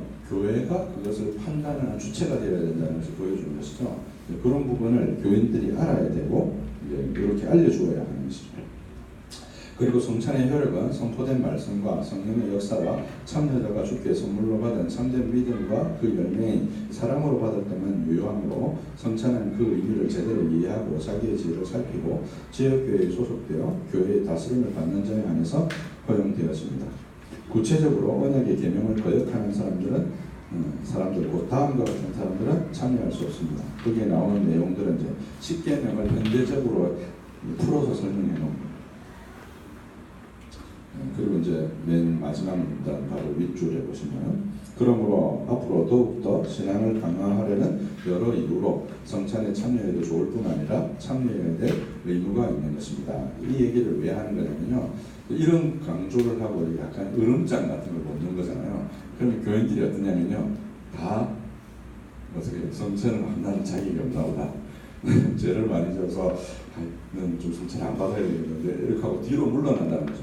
근데 그렇게 신앙이 약하기 때문에, 우리의 신앙이 연약하기 때문에 주님께서 뭘 제정하셨다는 거예요? 성찬을 제정했고, 그리고 그 믿음을 강화할 목적으로 이 예식을 주었기 때문에, 그러니까 우리가 우리의 죄에 대해서 충분히 반성하고 회개하며 정말 하나님의 은혜를 구하는 간절한 마음이 있으면 성찬에 참여해야 된다는 것이죠. 오히려 그 얘기를 하는 것입니다. 그래서 이제 그게 172번에 보면 이제 대의문답 172문 그 각주 34번에 보면, 자신이 그리스도 안에 있는지 혹 성찬에 임할 합당한 준비가 되어 있는지를 의심하는 자도 성찬에 나올 수 있습니까? 답이 뭐예요? 자신이 그리스도 안에 있는지 혹 성찬의 성례에 합당한 준비가 되어 있는지는 를 의심하는 사람이 비록 아직 확신하지 못할지라도 그리스도에 대한 진정한 관심을 가지고 있고 그런 관심의 결핍을 알고 우려하며 그리스도 안에서 발견되고 악으로부터 떠나고 싶어하는 거짓 없는 소원이 있으면 하나님이 보시기에 준비되어진 것입니다. 이 설명을 해야 되는 것이죠. 위에 보면 이제 이 설명이 들어있어요. 7번 성찬에 참여하지 못하는 분들을 위한 설명입니다. 여러 이유로 아직 성찬에 참여하지 못하는 분들은 하루속히 성찬에 참여하지 못하는 이유가 해결되어 이 거룩하고 은혜로운 예식에 참여할 수 있도록 하나님께 은혜를 구하시기 바랍니다. 성찬은 우리 주님께서 허락하신 은혜의 방편이기 때문에 참여하지 못하는 상태로 오랫동안 있는 것은 좋은 것이 아닙니다. 오직 아직 믿음이 없는 분들은 주일 설교를 들으시고 성령께 중생고 회심의 은혜를 구해야 할 것이고 은혜로 시작하였으나 믿음이 죽은 것 같아서 거룩한 소망과 참된 애통이 없는 명목상 신자는 회복의 은혜를 구해야 할 것이며 아직 교회 회원이 아닌 상태로 머물러 있으신 분들은 지역교회 회원이 되어야 할 것입니다. 이제 빵과 잔을 나누겠습니다. 이 빵은 당신을 위하여 십자가에서 그 몸을 지키신 예수 그리스도의 몸입니다. 우리 주 예수 그리스도의 몸은 우리의 모든 죄를 완전히 용서해 주시려고 지키셨음을 기억하고 믿으시기 바랍니다. 이 빵을 먹음으로 주님을 기억합시다. 떡을 떼어주면서 우리가 떼는 빵은 그리스도의 몸의 교제입니다. 이 빵을 먹고 우리의 죄를 완전히 사하시려고 그리스도의 몸을 지키셨던 것을 기억하고 믿으시기 바랍니다. 이렇게 말하고 회중은 그걸 받으면서 뭐라고 말하냐면 그리스도의 몸은 우리의 참된 양식입니다. 이게 제가 지어낸 것이 아니고 실제로 스코틀랜드 장로교회에 이렇게 합니다. 받으면서 그리스도의 몸은 우리의 참된 양식입니다. 그래서 받는 거죠. 잔도 역시 마찬가지죠. 그렇게 하고 그리스도의 피는 우리의 참된 음료입니다. 라고 하면서 잔을 받는 것입니다. 그리고 이제 9번의 교제 약수가 이제 앞에서 얘기했던 평화의 인사. 성찬에 참여한 분들은 서로 간의 교제 약수와 인사를 나누겠습니다. 이것은 우리가 그리스도 안에서 한 몸이요 한 교회를 이루고 있음을 다시 확인하는 순서입니다. 빵이 하나의 빵에서 찢어진 것이요 잔이 하나의 잔에서 나누어진 것이라는 점에서 우리는 하나입니다. 사도 바울은 떡이 하나요 많은 우리가 한 몸이니 이는 우리가 다 한 떡에 참여함이라고 말합니다. 참 신앙으로 그리스도께 접붙임을 받은 우리 모두는 함께 한 몸을 이룹니다. 구주이신 그리스도께서 먼저 이처럼 큰 사랑으로 우리를 사랑하셨으므로 우리도 사랑함으로 서로 사랑하여야 하며 말과 혀로만 아니고 우리의 행함과 진실함으로 사랑을 나타내 보여야 합니다. 서로 인사 나누는 그들에서 압수하고 교제의 인사. 이게 이제 평화의 인사예요. 성찬 이후의 자세. 우리는 한 주간 성찬에서 받은 이 은혜가 계속되기를 간구하고 이 은혜에서 떨어져서 다시 되돌아가지 않도록 주의하고 소생함과 위로를 받았으면 그것 안에서 하나님을 찬송해야 할 것입니다. 오늘 주신 성찬을 감사하면서 감사의 찬송을 드리겠습니다. 이제 성찬을 마친 것입니다. 성찬 예전까지 예배 순서에 관해서 간략하게 살펴보았습니다. 혹시 질문 있으시면 좀 받겠습니다. 성찬 후에 교제 약수 이런 게 있으면 좋겠다 하는데 사실 다 앉아 있고 장의자에 다 앉아 있고 해가지고 참 쉽지 않잖아요. 어떻게 나와서 그래서 다 나와가지고 차례대로 나와서 받고 자리에 들어가잖아요. 자리에 들어가고 나서 이제 서로 인사하고 일어나서 돌아다니면서 그 시간을 하고 5분에서 10분 하루에. 그러니까 성찬 받은 사람들 전체가 다. 네. 성찬 받은 사람뿐만 아니라 성찬 못 받은 사람들까지 다 서로 간 그리스도 안에서 평화를 얻게 되었다는 것을 서로 확인하는. 남녀간 교회. 네, 다 서로 악수하고 우리가 그리스도 안에서 형제가 서로 확인하는 거죠. 너무 앉아만 있잖아요. 사실. 예. 이제 첫 페이지에 예배 순서 보시면 말씀의 본사 중에 성경 분독이 여호와 편에서 내려온 걸로 네. 되어 있는데 이제 안재경 목사의 예배 순서 보면 이제 올라가는 걸로 되더라고요. 아 잘못 아마 제가 잘못 그렸을 거예요. 아, 네. 제가 잘못 그렸을 거예요.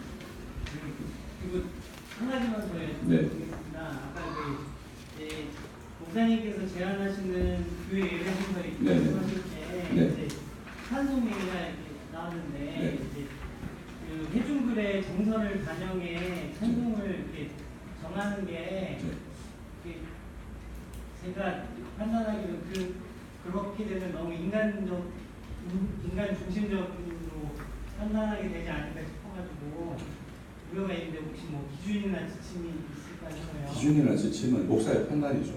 저는 목사의 판단이라고 보고 이 정도의 예배를 이제 인도할 수 있으면 사실 목사가 이제 그 정도는 판단할 수 있어야 되고 제가 이제 과거에 그 전도사 시절에 그 교회에서 이제 찬송을 이런 찬송을 했어요. 그 이제 어떤 찬송이었냐면 예배 전에 이제 그 이런 한 20분 정도의 찬송의 순서가 있었거든요. 찬송곡을 선곡해 오라고 그러더라고요. 제가 어떤 곡을 선곡했냐면 하나님께로 더 가까이 갑니다. 우리 찬송 많이 부르잖아요. 그 다음에 가사가 뭐냐면 고통 가운데 계신 주님이었거든요. 저는 그냥 아무 생각 없이 그 찬송을 선곡을 했어요. 목사님 지금 보시더니 이게 맞네. 처음에 무슨 말인지 몰랐어요. 나중에 이제 신학을 배우고 보니까 안 맞는 말이죠. 찬송의 가사라든지 이런 걸 이제 잘 판단해야 되는데 우리가 시편 찬송을 부르면 좀 전에 제가 불렀던 하나님께로 더 가까이 갑니다 라는 찬송을 부를 때 우리가 경험하는 신앙적 정서하고 좀 약간 온도차가 있잖아요. 그리고 온도차 없으십니까? 없다고 하면 거짓말이에요. 물론 이제 우리 어저께 이제 이광호 목사님이 그런 말씀하셨어요. 정말 재미가 없어야 돼요. 하나님의 말씀이 재미가 있어야 돼요. 그것만이 이제 우리의 어떤 예배의 표준이에요. 근데 그렇죠. 사실 우리가 거기를 향해 가는 겁니다. 근데 이제 우리의 수준은 어때요? 우리 성도들의 수준이라는 건 정말 천차만별이잖아요. 그죠? 그럼 이런 아직 좀 잘 분별하지 못하시는 분들이 어디로 갈 수 있도록 인도해야 될 책임이 목사에게 있어요? 더 하나님의 말씀을 향해서 나아갈수록 인도해야 될 책임이 목사한테 있는 거 아니에요? 그죠? 그러면 이제 개혁교회의 질서와 예배 순서와 적정과 절도의 원리를 훼손하지 않으면서 성도들의 신앙적인 정서가 보양되어서 하나님의 말씀을 더 잘 들을 수 있으면 좋은 거 아닌가요? 저는 그렇게 판단했어요. 저는 개인적으로 그렇게 생각합니다. 그래서 굳이 예배 찬송에서 시편 찬송만 쓸 것이 아니라 삼위 하나님의 성령이 담긴 찬송을 적극적으로 써야 될 필요가 있고 삼위 하나님의 성령에 관한 이유 때문이라도 그 다음에 우리가 오늘날도 정말 좋은 찬송들이 많이 나오고 있고 그건 사실 우리의 정서하고 너무 잘 맞는 부분들이 있는데 굳이 그것을 버려야 될 필요가 있느냐. 그걸 잘 쓰면 되는 거죠. 적절하게. 근데 그 판단을 회중들한테 맡기는 것이 아니라 그 판단 누가 해야 되는 거예요? 당회가 해야 되고 목사가 해야 되는 것이죠. 저는 그렇게 봅니다. 네. 성찬하다 보면 네. 교회마다 다르겠지만 세례를 받지 않았더라도 네. 뭐 신앙을 고백하고 하시는 분들은 네. 받아도 됩니다라고 하는 경우가 간혹 있더라고요. 그 잘못입니다. 그거는 이거는 그 개혁교회가 아니라 그냥 지상에 있는 모든 교회에 해당 사항입니다. 신앙 고백이라는 개인적인 고백이 아니에요. 여기 이제 세례 성찬에서 나오지만 그건 그 개인의 판단을 따라서 하는 것이 아니라 성찬에 참여하는 것이 교회적 판단을 따라서 하는 거예요. 그러니까 물론 이제 예를 들어서 세례 받기 이전에도 믿음이 있는 사람들 있잖아요.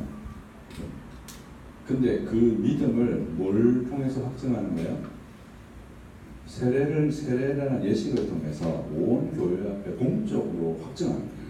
그가 가진 신앙이 그 이전의 역사적인 신앙을 상속했다는 사실을 본인과 온 회중과 온 세상으로 알게 하는 것이죠. 그게 세례 예식이거든요. 그렇게 공적으로 확인된 사람들이 성찬에 참여하는 것이라야지 개인적으로 본인의 믿음이 있다고 생각하고 성찬에 참여한다면 그럼 판단을 다 누가 하게 되는 거예요? 각자가 개인이 하게 되는 거잖아요. 그렇게 되면 안 되는 거죠. 그럼 어떤 가톨릭 교회에서도 그렇게 하나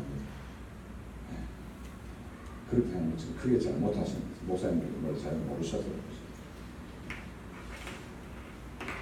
네. 개혁교회 예배를 보면은 처음부터 끝까지 다 목사가 다 진례를 하는데 대부분.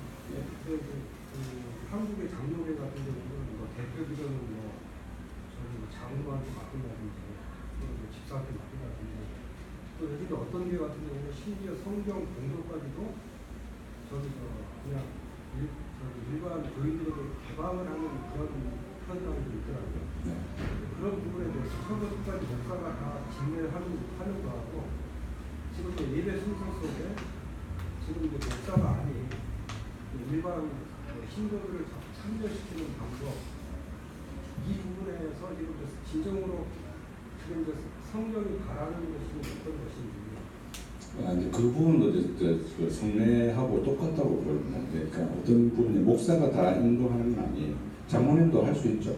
교회 자격 있는 직원이잖아요. 그죠? 교회가 우리 교회의 성도들의 어떤 삶을 돌아보는 일에 자격이 있다고 판단하여서 그를 장로로 세운 건 아니에요. 안수 집사도 역시 마찬가지죠. 저는 그런 분들은 예배 순서에 참여할 수 있다고 봅니다. 보통 이제 전통적으로 한국 교회에서 대표 기도를 보통 장로님이 하시고, 그 다음에 이제 봉헌하고 난 다음에 기도를 목사님이 하시고, 보통 그렇죠. 누구 복 주시옵고 이렇게 봉헌의 기도를 그렇게 하는데 저는 반대로 해야 된다고 봐요. 그러니까 그러니까 이제 우리가 헌상이라고 그러잖아요. 헌상을 했으니까 그 헌상한 기도를 누가 하는 게 맞습니까? 헌상의 당사자들이 나와서 하는 게 맞죠. 그게 저는 맞다고 봐요. 그리고 오히려 이제 에피클레시스 같은 이제 뭐 조명을 위한 기도라든지 교회를 위한 기도는 목회 기도로서 목회자나 목양을 담당하고 있는 치리 장로님이나 이런 분들이 하시는 게 맞죠. 그래서 교회에 공적으로 자격이 있는 직원들이 그 기도의 순서들도 맞는 것이 저는 개인적으로 그렇게 생각합니다. 합당하다고 생각합니다. 질문에 답이 됐습니다. 개인적인 생각이시죠? 예, 제 개인적인 생각이고 크게 틀리지는 않을 것 같은데. 네. 두 가지인데요. 네. 최근에 그 개혁주의 어떤 청년들 모이는 수련회를 신청했는데 저녁 집회 끝나고 축도를 하더라고요. 강북성을 했는데 그것도 약간 이상하다 생각을 했는데 기도를 시작을 해서 기도를 하다가 마치지 않고 바로 금복선을 이어서 하고 끝내더라고요. 그런 케이스. 그러니까 이제 강복선언이 기도가 아니잖아요, 그죠?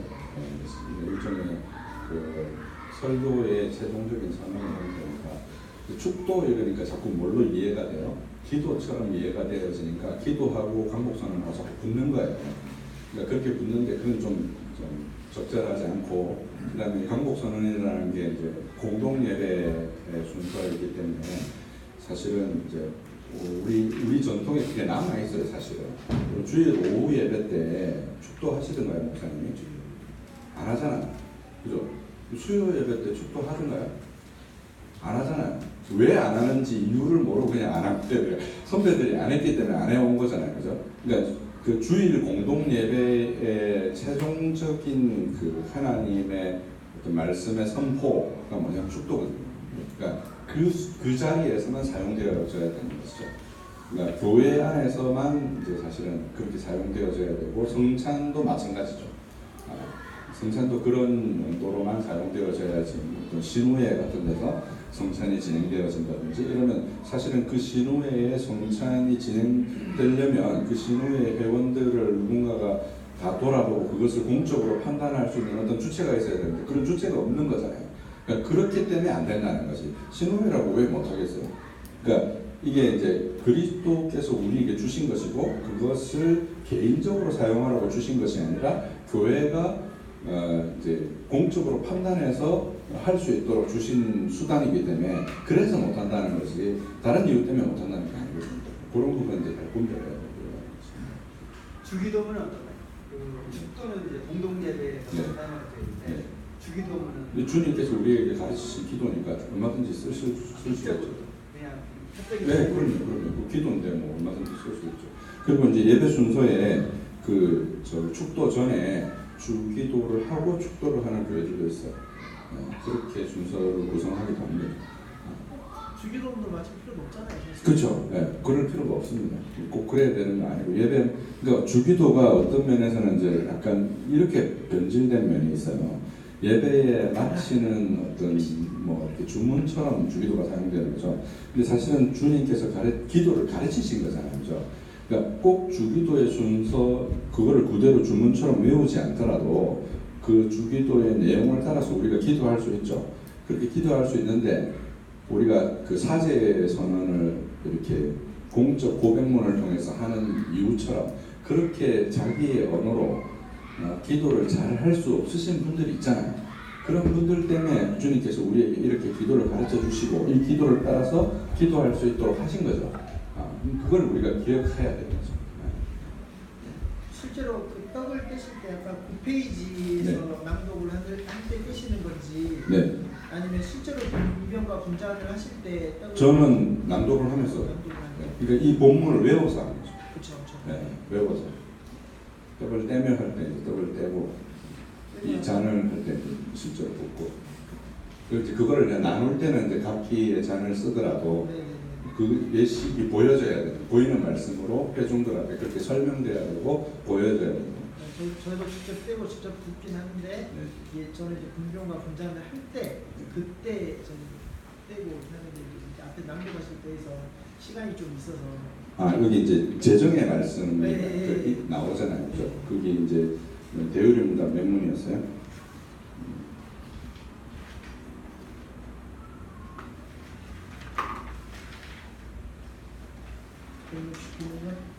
예, 거기에 나오는 그것을 따라서 재정의 말씀이라는 거지. 그렇게 그런 의미로 저는 해석을 했습니다. 다르게 해석할 수도 있겠지만 저는 그렇게 이해했습니다. 웨스트민스터 예배 모금에 예식서가 없지 않습니까? 예식서가. 그렇죠. 그 부분에 대한 이해를 하게 될 때 이미 당시 웨스트민스터가 작성되듯이 당시의 시대적 상황이라든지 교회적 전통 자체가 사실 예식서가 있는 풍토에서 웨스트민스터가 그렇죠. 작성되지 않습니까? 그렇죠. 그렇다면 예배 모범을 작성하면서까지 굳이 예식서를 하지 않은 것은 의도된 것이라 할 수 있지 않겠어요?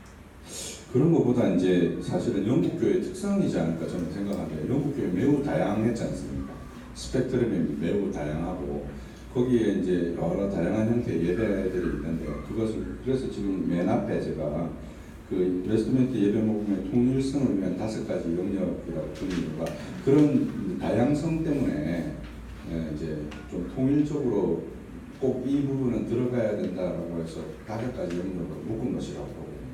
그러니까 그 예식서가 필요 없기 때문에 필요 없게 하려고 하는 목적으로 이제 이런 식으로 정리했다기보다 실제로 너무 다양했기 때문에 그 다양한 것을 그와 같이 어떤 통일적인 모범으로 우리가 이 정도의 일치, 교회적인 일치는 있어야 되지 않느냐는 의미로 저는 그렇게 이해했어요. 저는 그렇게 이해했고 이제 어저께 이광호 목사님 설명하시는 것도 정서적으로 내가 다른 교회에 갔을 때 뭔가 좀 이렇게 평안하고 공감되는 느낌이 있는 어떤 그런 정도의 어떤 예전을 생각해서 여러 이제 예배 순서를 소개한 것이죠. 아니면 이제 한 가지 요구만 해야 된다라고 말할 텐데 그렇게 설명드리지 않고 뭐 이제 캐나다 개혁교회라든지 안재경 목사님이라든지 판도론이라든지 뭐 뉴턴 하터의 순서라든지 그리고 송 목사님의 순서라든지 제가 뭐 구성하는 순서들을 소개하는 이유는 이제 표준적인 이 순서를 이렇게 따라야 된다는 의미가 아니라 이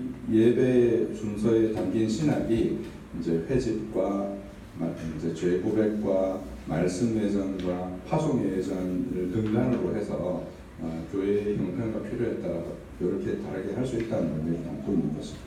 저는 그렇게 이해를 했습니다. 웨스트민스터 예배 모범 자체가. 그러니까 예배 모범을 작성하지 않았을 텐데 예배 모범을 작성하면서까지 예식서가 없다는 것은 상당히 그때 당시 참여했던 분들이 의도된 것이다라고 이제 네네. 견해가 있다는 그렇죠. 거죠. 네. 의도적으로 에시스를 일부러 만들지 않았다는 거죠. 네. 그것은 교회의 다양성을 인정하는 것이고 유연하게 성경에서 말하고 있는 원칙적인 부분에 대해서 예배복음을 통해서 설명을 하지만 네. 그것을 표현해내는 부분에 있어서는 교회마다 지역마다 그렇죠. 다양한 형편이 있기 때문에 네. 그 부분을 표현해내는 부분에 있어서만큼은 유연하게 할 수 그렇죠. 있도록 네. 열어둔 것이다. 예, 예, 예. 라는 이제 그렇죠. 의도성이 거기는 담겨져 있다. 네. 이렇게 이제 네. 보는 거고 네. 그런 차원에서 아까 이야기되고 있는 여러 부분들에 있어서 시편성에 대해서 강조하신 분도 계시지만 그렇죠. 이제 또 한편으로는 아까 좀 열어둬야 되지 않냐 시대적인 부분에 네. 있어서 이렇게 하게 될 때 이제 저희 교회도 그렇지만 이제 어떤 교회들은 음. 공예배에 대한 성격은 분명히 구분이 되어야 하기 때문에 그때는 시편 찬송을 분명히 따라서 부르지만 이제 오후 모임이라든지 뭐 둘째 예배라고 하신 분도 계시겠지만 오후라든지 다른 모임에서는 시편 찬송을 사용하지 않고 지금 우리가 가지고 있는 찬송가를 사용하고 있는 이렇게 이제 모임 인도해 가는 거죠. 이렇게 하는 것도 보았고 유럽에 가서 이제 제가 보았던 경험도 어떤 개혁교회에 가면 한 분이 전체적으로 인도해 가시는 방식을 목사님이 아닌 한 분이 찬송을 쭉 인도를 하면서 같이 따라 불러요. 그런데 어떤 개혁교회를 갔더니 거기에는 이제 같이 예배를 드리는데 모든 이제 세대가 예배를 드리는데 어린아이들이 와서 찬송을 부르더라고요. 나와서. 그리고 헌금을 하는데 우리는 이제 바구니가 다 되어 있지만 거기는 다 돌리거든요. 근데 그 일에 있어서도 어린이들이 참여를 해요. 그 교회 주일학교 학생들이 그것을 보면서 상당히 조금 이제 다른 시각을 저희가 이제 가졌거든요. 그래서 이제 저희 같은 경우는 같이 예배를 드리기 때문에 어떻게 하면 아이들하고 함께 예배를 드리는 부분을 같이 공감해 갈 것인가. 아이들은 거의 배제가 되거든요. 같이 꼬마 예배를 드리는 분들이 있어서. 베리 굿 아이디어인 것 같습니다. 네. 그래서 그런 부분에 있어서는 찬송을 부르는 부분이 있든지 또는 이제 저희 같은 경우는 성경을 나누어서 읽거든요. 예를 들어 구약성, 신약성을 같이 읽는데 목사님 한 절 읽고 아이들이 한 절 읽고 어른들이 한 절 읽고 이런 식으로 나누어서도 읽어요. 그것도 좋은 생각입니다. 그리고 이런 어떤 다양성들이 교회 예배 안에서도 열어두는 부분들이 있다. 네. 라는 부분들을 조금 생각이 좀 예. 드는 것 같습니다. 저도 그렇게 생각합니다. 저도 그 조엘 비키 목사님 그 교회 설교를 한번 들은 적이 있는데요.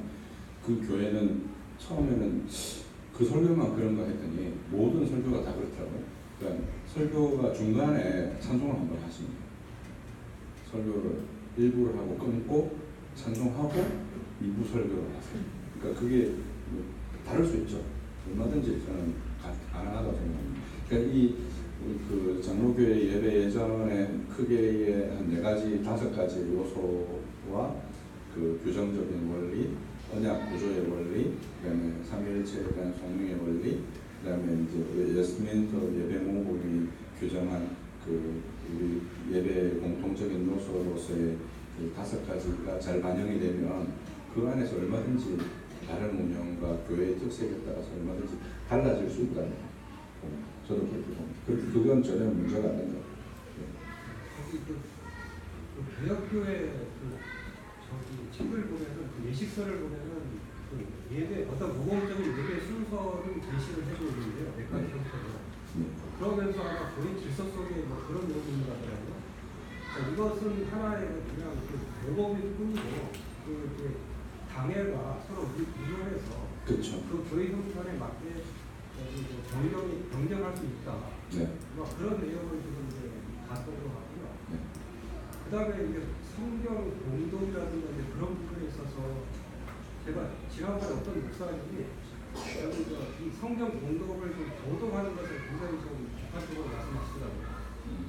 그래서 이것은 성경을 교독을 한 특히 이제 성경 설교를 앞두고 공독하는 그 부분에 대해서는 교독하는 것은 지금 이제 설교자를 통해서 주시는 그 하나님의 말씀의 그 어떤 그 활동력이라든가 이런 부분들을 약화시킬 위험이 있다고 가능하면 설교자가 본문 전체를 지금 다 낭독하는 것이 다음 특성이다. 이런 말씀을 하셨고 그리고 또 가능하면은 지금 이제 보면은 그 말씀을 읽을 때는 설교자가 힘들더라도 본문 전체를 다 읽는 것이 가장 바람직한 방법이다 이렇게 말씀하시더라고요.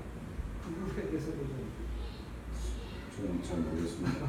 이제 저희 같은 경우는 이 두 개를 나눠서 합니다. 이제 성경 읽기라는 게 있고 성경 낭독이 있고 성경 공독이 따로 있어요. 이게 설교 본문을 읽는 부분이 있고 구약 성경과 신약 성경을 매 주마다 돌아오면서 읽는 부분이 있어요. 이렇게 그 부분은 교독을 하는 거고 목사님이 성경 설교하는 본문에 대해서는 목사님만 꼭 읽어갑니다. 그래서 그런 부분이 구체적으로 어떤 의미가 있는지 사실 저도 잘 모르겠고요. 분명한 이제 그 16세기, 17세기에도 성경을 읽는 일을 하시던 분이 따로 있었어요. 따로 있었습니다. 그러니까 이제 사실은 그게 뭐 안 된다 이렇게 단적으로 말하고는 좀 어렵죠. 그럴 만한 근거가 뭐 어디가 있는지 저는 잘 모르겠어요. 어쨌든 그건 이렇게 해도 그게 이제 그렇게 믿으시면 그렇게 하시면 되죠. 그리고 또 그렇게 안 믿으시는 분들은 또 아닌 대로 하셔도 그거 뭐 크게 문제가 되지 않지 않을까 싶어요. 그거는 큰 문제가 아닌 것 같습니다. 제가. 특히 이제 그분이 이제 강조했던 것은 설교 본문만큼은 저기 대독을 시키지 말고 교독도 시키지 말고 설교 내가 직접 낭독하는. 근데 모르겠어요. 저는 잘 그렇게 주장하시는 근거가 뭔지는 잘 모르겠는데 제 생각에는 본문을 잘 읽는 것도 중요하지만 그보다 더 중요한 게 그거를 잘 풀어서 잘 설명해서 설교하는 게 훨씬 더 중요한 일이 아닌가 싶어요.